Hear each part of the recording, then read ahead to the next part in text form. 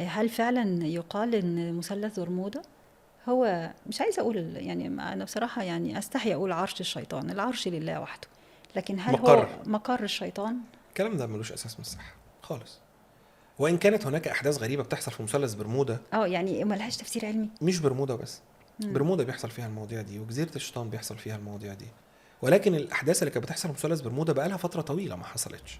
لكن مم. اللي حصل فيه حاجات خارج النطاق، يعني اسطول مثلا من السفن بيختفي، مثلا. طائرات كتير جدا بتختفي.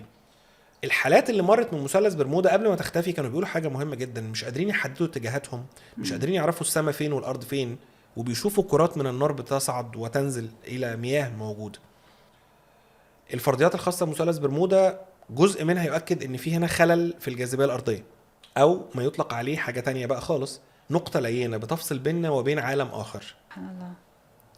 هل ده صح او ده صح؟ محدش هيقدر يقول لحضرتك. مع كل التطور العلمي خالص لم نصل. خالص محدش فاهم حاجه. يعني يظل لغز. يعني في ناس مثلا بتقول ان مثلث برمودا فيه هرم، وهذا الهرم بيؤدي الى احداث طاقه كبيره. انا ضد الفكره دي خالص.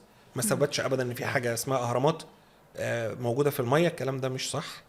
ولكن هناك شيء غامض في مثلث برمودا، ولكنه لا يحدث دلوقتي.